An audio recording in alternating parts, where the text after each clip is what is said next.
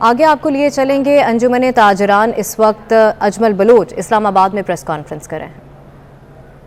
की तरह सिंगापुर की तरह हम ऐसा नहीं करेंगे तो कसम से ही हम तबाह हो जाएंगे। हमारे पास तो कुछ भी नहीं रहा है। कोई इदारा मुझे कोई बता दे, एक वापटा मुझे कहते हैं कि मुनाफे में जा रहा है, इसलिए कि वो डबल कीमतें वसूल करता है, वो मीटर डबल चलते हैं। हम एक एक ताजर का छोटी छोटी 10 बाई 12 की दुकान होती है, बेचारा बत्तियां बंद रखता है, एसी नहीं चलाता है, 20,000 बिल आ जाता है, 25,000 बिल आ जाता है, 30,000 बिल आ जाता है। तो उसका जिम्मेदार कौन है? हुकूमत वक्त है। हुकूमत वक्त ने आज तक सिस्टम नहीं बनाया है, हमें कैद आज़म के असूलों पे नहीं चलाया। जो कुछ उन्होंने ख्वाब देखा था हमने तबाह कर दिया है भाई। हमने करप्शन किया है। वो एक पुल बनता है 4 अरब उस पे उसका बिल बन जाता है, लेकिन वो बनता है 1 अरब में है, पता नहीं 3 अरब किसके जेब में डल जाता है। यही सड़कें बनती हैं, उन पे यही हाल हो रहा है। तो कब कौन रोकेगा यार? कोई तो मसीह आगे आ जाए, कोई तो इस मुल्क को संभाल ले, कोई तो कहे कि भाई मैं करप्शन पे कोई तो ऐसा इनकलाब ले आए कि करप्शन कोई बंदा ना कर सके। जब करप्शन रुक जाएगी हर बंदा खुशहाल हो जाएगा। ये पेट्रोल आज मेरे ख्याल में पता नहीं 50 अरब का पेट्रोल मुफ्त मिलता है। ये कितना, मैं तो इतना वो बारीकी में नहीं गया हूं कि कितना कौन लोग मुफ्त लेते हैं। सब तमाम इदारों से, आर्मी चीफ से भी मैं गुजारिश करूंगा वहां भी अखराजात कम करें, यहां भी अखराजात कम करें, हमारी अदालतें भी अखराजात कम करें, हमारी हुकूमत भी अखराजात कम करे। जब तक वो घर कभी नहीं चल सकता है जिसके अखराजात ज्यादा और आमदन कम हो। वो मुल्क कैसे चल सकता है जिसके अखराजात, जिसका रोजाना का सूद आप अरबों रुपए में देते हो, हर रोज का सूद आप पता नहीं 10-15 अरब रुपए सूद अदा करते हैं, कर्जे लेके आप कर्जे उतार रहे हैं। तो फिर हमें किसी मेट्रो की जरूरत नहीं है, किसी मोटरवे की जरूरत नहीं है यार। साइकिलों पे जाएं घर, हमें पैदल चले, हमें ठुड्डे लगे, हम गिर पड़े, कोई मसला नहीं है, लेकिन हमें मकरूज ना हो यार। हमें तंग ना करें बाहर वाले, हमें ये ना कहें कि पैसे दे दो। IMF FBR बैठा है, जो IMF कहता है वो मान लेता है। क्यों? कि उनके आगे ये गुलाम हो गए हैं, लेकिन वो खुद अयाशियां कर रहे हैं जो उनकी बात मान लेते हैं। आम आदमी को इन्होंने मुश्किल में डाल दिया। Thank you very much. मैं गुजारिश करूंगा, दूध के हमारे प्रेसिडेंट हैं, आप बात कर लें। बिस्मिल्लाहिर्रहमानिर्रहीम। सबसे पहले मैं ये बताना चाहता हूं कि DC साहब को हमने इससे पहले एप्लीकेशन दे चुके हैं रेट्स के हवाले से। हमने मार्च में जो है वो रेट्स के हवाले से DC साहब को एप्लीकेशंस दी है कि रेट्स को आप नजरसानी करें, लेकिन उन्होंने बिल्कुल भी इस तरफ खातिर खा कोई तवज्जो नहीं दी। मैंने पर्सनली उनको जो है मैसेज भी किया है इस बारे में कि फार्म्स की जो प्रोडक्शन है, कास्ट ऑफ प्रोडक्शन है, उसको चेक करें। फार्मर्स के बहुत ज्यादा मसाइल है, हमारा फार्मर्स जो है वो पिस रहा है। इस वक्त डेयरी के सेक्टर से हमारे 4 करोड़ लोग जो है वो डेयरी के सेक्टर से जो है वो अपना रोजगार कमा रहे हैं, 4 करोड़ लोग। और ये दूसरी कंपनियां और हमारे जो है वो ऐसे इदारे हैं जो किसी लॉबी के जरिए काम कर रहे हैं कि डेयरी फार्मर्स को और हमारे दूध के बिजनेस को कैप्चर किया जाए। लेकिन इंशाअल्लाह अज़्ज़ा वजल हम ऐसा कभी भी नहीं होने देंगे। हमें अपने बच्चों का रिज़्क अजीज है, हम अपनी जान दे देंगे, लेकिन इंशाअल्लाह डेयरी सेक्टर पे आंच नहीं आने देंगे। DC साहब से इससे पहले हम रिक्वेस्ट कर चुके हैं कि आप रेट्स की नजरसानी करें। एक हफ्ते में 2 दफा जब पेट्रोल बढ़ता है तो ये कौन सी साइंस है? DC साहब हमें बताएं। इस्लामाबाद में ऑल पाकिस्तान अंजुमन ताजरान के नुमाइंदगान इस वक्त प्रेस कॉन्फ्रेंस कर रहे हैं। आगे बढ़े और आपको बताएं कि लाहौर में वज़ीर आज़म शहबाज शरीफ मुल्क में लोड शेडिंग में इजाफे पर बरहम। वज़ीर आज़म ने कहा कि कुछ भी करें 2 घंटे से ज़ायद लोड शेडिंग किसी सूरत बर्दाश्त नहीं है। वजाहतें नहीं, हल चाहिए। लोड शेडिंग से अवाम परेशान है, इसे खत्म करके दम लूंगा। वज़ीर आज़म ने अफसरों से खिताब के दौरान कहा, अवाम की मुश्किलात को फौरी हल करना आपकी जिम्मेदारी है। मजीद तफसीलात जानेंगे, उमर असलम हमारे साथ मौजूद हैं। उमर असलम बताएगा मजीद क्या कहा गया वज़ीर आज़म की जानिब से।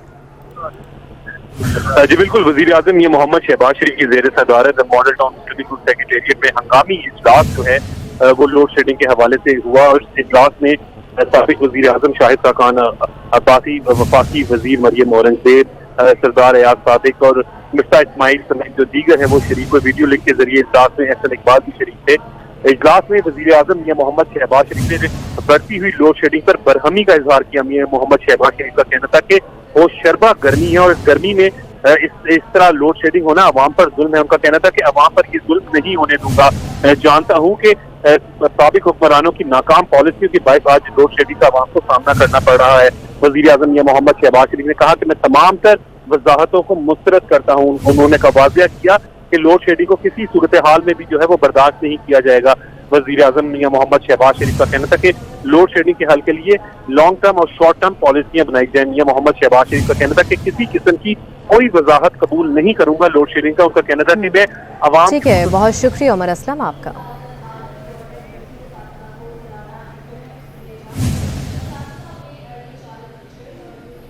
तहरीक इंसाफ के अरकान कौमी असम्बली के इस्तीफ़ों की तस्दीक का अमल पीर से शुरू होगा। ज़राए के मुताबिक शाह महमूद कुरैशी, शीर वज़ारी और फवाद चौधरी के इस्तीफ़े मंजूर होने का इम्कान है। रोज़ाना 30 अरकान असम्बली को स्पीकर के सामने पेश होने का कहा जाएगा। अगर कोई रुकन तस्दीक के लिए ना आया तो उसका फैसला स्पीकर करेंगे। मज़ीद क्या तफसीलात हैं जानेंगे हमारे नुमाइंदे उस्मान खान से। जी उस्मान, बताएगा। जी बिल्कुल, नए वज़ीर आज़म के इंतखाब से कबल ही पाकिस्तान तहरीक इंसाफ के मेंबरान ने कौमी असम्बली से इस्तीफे जो है वो पार्टी चेयरमैन को फराहम किए थे, जिसके बाद डिप्टी स्पीकर ने उन्हें मंजूर किया था। मगर स्पीकर राजा परवेज अशरफ जब मुंतखब हुए तो उन्होंने तमाम तर इस्तीफों को डीसी करके उनकी दोबारा वेरिफिकेशन करने का फैसला किया था। पीर के रोज से तमाम तर मेंबरान को बुलाया गया है। पहले मरले में शीरियत के मुताबिक पहले 30 मेंबरान को बुलाया गया है, जबकि वज़ीर आज़म इमरान खान दूसरे रोज में यानी दूसरी सीरियल में शामिल है, उनको भी बुलाया गया है ताकि वो आए और स्पीकर चैम्बर में पेश हो और स्पीकर के सामने अपने इस्तीफे की तस्दीक करे।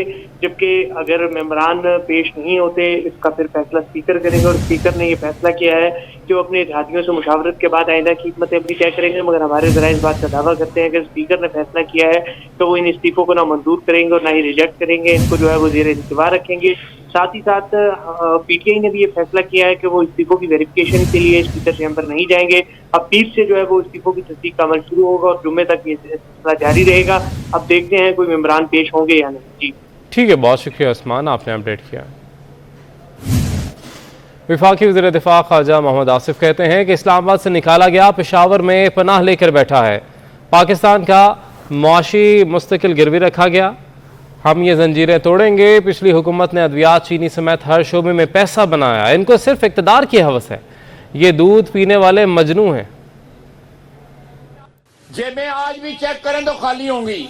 सारी उम्र जो है इसका हाथ लोगों की जेबों में रहा है। आज तक इसके मेंबरों ने इस्तीफे नहीं दिए हुए और सारी कागजी कार्रवाई है वो बेताब है कि वो वापस असेंबली में आए। और यही हाल सारे पंजाब का रहा। पंजाब से कोई नहीं पहुंचा, वहां पे जितने लोग पहुंचे वो केपी के पहुंचे। ये दूध पीने वाले मजनू हैं। पंजाब हुकूमत ने वज़रा का पेट्रोल कोटा खत्म करने का ऐलान कर दिया। तर्जमान पंजाब हुकूमत अता तारड़ कहते हैं कोई भी वजीर सरकारी पेट्रोल नहीं लेगा।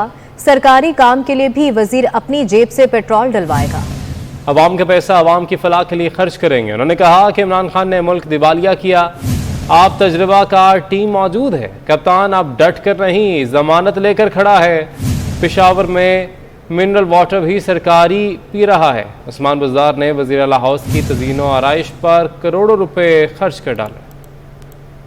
आज भी इमरान नियाजी सरकारी अखराजात पर पल रहा है। जो मिनरल वाटर की बोतल पेशावर में ये पीता है वो भी हुकूमत खैबर पख्तूनख्वा के पैसों से आती है। मुस्लिम लीग नून की हुकूमत 2018 में जब गई तो महंगाई की शरह को 4% पर छोड़कर गई थी। जब हमने इनसे हुकूमत वापस ली है तो महंगाई की शरह 14% पर है। क्या कोई पूछने वाला है? 4.25 साल के दौरान इमरान नियाजी साहब ने इस मुल्क को, कौम को दिवालिया किया। दोनों हाथों से अवाम का पैसा लूटा। जब मैंने बुज़दार साहब की सरकारी रिहाइश का दौरा किया कि किस तरीके से अवाम के पैसे को बेदर्दी से लगाया गया, इंपोर्टेड मार्बल लगाया गया, शहाना फर्नीचर मंगवाया गया। किफ़ायत शारी की बातें एक तरफ, दूसरी तरफ महकमा दाखिला पंजाब ने हुकूमत से 49 नई गाड़ियों की खरीदारी के लिए इजाजत मांग ली है। 14 करोड़ रुपए मालियत की नई गाड़ियों की खरीदारी के लिए समरी ऐवान वज़ीर आला को इरसाल कर दी गई। मज़ीद जानेंगे अपने नुमाइंदे अली रामे से। अली, बताएगा इस खबर के हवाले से। जी बिल्कुल, महकमा दाखिला पंजाब की तरफ से ये समरी ऐवान वज़ीर आला पंजाब को अरसाल की गई कि उनके लिए 49 गाड़ियाँ खरीदी जाएँ और ये गाड़ियाँ डायरेक्टोरेट प्रमोशन एंड पेरोल के लिए खरीदी जाएंगी। और वहाँ पे जो अफसरान हैं वो अरसदराज से गाड़ियों उनके पास नहीं थी और सरकारी ट्रांसपोर्ट ना होने की वजह से उनके मामलात जो हैं वो उनको मसाइल का सामना था। अब इस पर क्योंकि नई परचेजिंग के ऊपर गाड़ियों पर ऑस्टेरिटी मेजर्स को मद्देनज़र रखते हुए पाबंदी आयद की गई है पंजाब हुकूमत की तरफ से, लेकिन ये महकमा दाखिला की तरफ से बाकायदा डिमांड की गई और वज़ीर पंजाब को भी आगाह किया गया कि यह समरी फौरी तौर पर अप्रूव की जाए, क्योंकि प्रोमोशन एंड पेरोल का जो डायरेक्टोरेट है, उनके जो DG हैं और उनके मुतलका अफसरान, उनके पास सरकारी गाड़ियाँ नहीं हैं। तो ये 1500 से 1000 सीसी तक गाड़ियाँ 49 गाड़ियाँ खरीदी जाएंगी और इनकी मालियत 14 करोड़ रुपये बताई जा रही है और पंजाब हुकूमत की मंजूरी के बाद ये गाड़ियाँ खरीदी जाएंगी। लेकिन पंजाब में ऑस्टेरिटी मेजर्स के साथ उन्होंने इम्पोज बैन लगाया हुआ है कि नई गाड़ियाँ नहीं खरीदी जा सकती, लेकिन इस पर वज़ीर पंजाब अपना स्वाबदीदी इख्तियारात इस्तेमाल करते हुए इसकी मंजूरी दे सकते हैं और मंजूरी के बाद ये गाड़ियाँ खरीदी जाएंगी। और जब गाड़ियाँ खरीदी जाएंगी तो उनके अखराजात और POL के चार्जेस हैं वो भी बढ़ जाएंगे। और उससे पहले ही क्योंकि वज़ीर आज़म पाकिस्तान ने कहा है कि पेट्रोल की कीमतें बढ़ी हैं तो उनके अखराजात जो है वो काबू उनको किया कंट्रोल किया जाए, तो दूसरी तरफ पंजाब हुकूमत ये गाड़ियाँ जो है वो ख़रीदने जा रही है जिसको मालियत 14 करोड़ बताई जा रही है और इसके POL चार्जेस पर भी ज़्यादा से ज़्यादा अखराजात जो हैं वो आ सकते हैं। लेकिन अब वज़ीर पंजाब इसकी मंजूरी देंगे जिसके बाद डायरेक्टोरेट प्रोबेशन एंड पेरोल को ये गाड़ियाँ जो है ठीक है, बहुत राम है आपका। उमरकोट के इलाके नबी सरथर में पब्लिक प्राइवेट पार्टनरशिप के तहत दोस्त मुल्क कुवैत के ताउन से हुकूमत सिंध की जानिब से थरकोल के लिए पानी फराहम करने वाले 36 अरब की लागत से बनने वाले डैम के दूसरे फेज का इफ्तिताह वज़ीर आला सिंध मुराद अली शाह ने किया है। वज़ीर आला का कहना है कि बिजली सबसे सस्ती होगी। मज़ीद जानेंगे अपने नुमाइंदे अमीन डिप्लाई से। अमीन बताएगा। हाँ जी, बिल्कुल ऐसा ही है कि थर बदल रहा है। पाकिस्तान के स्लोगन के तहत थरकूल से जो बिजली पैदा होती है वो पाकिस्तान को इस वक्त सप्लाई की जा रही है। ये मंसूबे की इंतहाई कामयाबी के बाद इसी मंसूबे में जो मशीनरी है उसको साफ पानी, नहरी पानी की देना पड़ता है ताकि मशीनरी खराब ना हो। इसके लिए 36 अरब रुपए की लागत से ये मंसूबा कुवैत के ताउन के साथ पाकिस्तान में ये बनाया गया है और कुवैत के इस मंसूबे से कुवैत को मामूली टैरिफ के जरिए 25 सालों में 36 अरब रुपए वापस किए जाएंगे, जबकि पाकिस्तान को इस मंसूबे से 75 अरब रुपयों का फायदा होगा। सिंध गवर्नमेंट के इतने अच्छे इक़दाम की वजह से यहाँ के लोगों में भी खुशी फैल गई है, क्योंकि इस मंसूबे में जिसे ये जो डैम बनाया गया ये 45 क्यूसिक पानी को स्टोरेज के लिए, जबकि इसके लिए पानी की जो चोटियारी डैम और मुख्तलिफ ज़राए से जो पानी मिलेगा वो 200 क्यूबिक फीट पानी होगा। बकिया जो पानी बचेगा वो थर के नबीसर के इलाके। ठीक है, बहुत शुक्रिया अमीन रिप्लाई आपका। के दौरान ड्यूटी मोबाइल फोन इस्तेमाल करने पर वफाकी वजीर ख्वाजा मोहम्मद आसिफ ने सिक्योरिटी एहलकार को झाड़ पिला दिया और स्टेज से नीचे उतार दिया। यार या बंदूक फड़ लै ते या तू टेलीफोन फड़ लै ते या थले लै जा, मैनू तेरी लोड़ कोई नहीं हैगी। यार या बंदूक फड़ लै ते या तू टेलीफोन फड़ लै ते या थले लै जा, मैनू तेरी लोड़ कोई नहीं हैगी। बंदूक पकड़ो या फोन पकड़ो, दौरान ड्यूटी मोबाइल फोन इस्तेमाल करने पर वफाकी वजीर ख्वाजा मोहम्मद आसिफ ने सिक्योरिटी एहलकार को झाड़ पिला दी और स्टेज से नीचे उतार दिया। यार या बंदूक फड़ लै ते या तू टेलीफोन फड़ लै ते या थले लै जा, मैनू तेरी लोड़ कोई नहीं हैगी। यार या बंदूक फड़ लै ते या तू टेलीफोन फड़ लै ते या थले लै जा, मैनू तेरी लोड़ कोई नहीं हैगी। चीफ सेक्रेटरी सिंध सुहेल राजपूत कहते हैं एक्सपोर्ट को मराहत मिलनी चाहिए, नौजवानों को ट्रेनिंग देने की जरूरत है। हर साल 30,000 IT इंजीनियर्स निकल रहे हैं। सिंध और वफाकी हुकूमतों के दरमियान राब्ते बेहतर हैं। 170 अरब पेंशन की अदायगियाँ करनी पड़ती हैं जो बढ़ रही हैं। जब मैंने एनालिसिस किया इंडस्ट्री के साथ बैठ के, आपके 30,000 तकरीबन IT ग्रेजुएट निकल रहे हैं। वो ज़माना चला गया कि सरकार लोगों को नौकरियां देगी। अभी भी लोग हमारे तो यही देखते हैं कि सरकार में कोई नौकरी मिल जाए, बट सरकार का जो बिल है पेंशन का, अभी मैं कल ही वो सिंध के बजट के हम नंबर फाइनल कर रहे थे, तो 170 अरब रुपए तो सिर्फ पेंशन लाइबिलिटीज़ है, वो हर साल बढ़ रही हैं। तो गवर्नमेंट मज़ीद मेरे ख्याल एम्प्लॉयमेंट लोगों को दे नहीं सकेगी। आपको प्राइवेट, जबकि लाहौर के सर्विसेज अस्पताल में अद्वियात की किल्लत से बहरान संगीन हो गया है। अद्वियात ना मिलने से मरीजों को मुश्किलात का सामना है। मजीद तफसीलात जानेंगे, जाहिद चौधरी हमारे साथ मौजूद हैं। जाहिद चौधरी बताएगा। अस्पताल में अद्वियात की किल्लत जो है वो बदस्तूर एक संगीन बहरान की जो है वो सूरत इख्तियार किए हुए है, जिसकी वजह से अस्पताल में ज़ेर इलाज जो मरीज़ हैं ख़ास तौर पर वो बहुत ज़्यादा जो है वो इससे परेशान हैं, जबकि अस्पताल के आउटडोर में आने वाले पेशेंट्स जो हैं वो भी खुआर हो रहे हैं। जबकि जो शुगर सेंटर है, जो डायबिटिक जो पेशेंट्स हैं उनके इलाज के लिए जो स्टेट ऑफ द आर्ट जो है वो सेंटर कायम किया गया था सबसे अस्पताल में, वहाँ पे भी गुज़श्ता 2.5 माह से इंसुलिन जो है वो दस्तयाब नहीं है शुगर के मरीज़ों को। मरीज़ इस हवाले से क्या कहते हैं, उनसे बात भी करते हैं। दवाई मिलती नहीं, जब भी आती हैं धक्के खा कर चले जाते हैं। नहीं तो वो आपने उनसे पूछा नहीं कि क्या वजह है? वो कह रहे हैं ही नहीं हमारे पास, बाहर से अवेलेबल नहीं, लेकिन कोई दवाई तो कुछ तो दे रहे होंगे। यही 3 में से 1 दिया बस इन्होंने, ये 1 अकेली बस, और बाकी कहते हैं इन ख़त्म हुई है, पीछे से नहीं आ रही। पहले आप आते थे तो मिलती थी ये दवाइयाँ? कभी कभार मिल जाती, अक्सर नहीं मिलती। ठीक है, बहुत शुक्रिया जाहिद चौधरी आपका।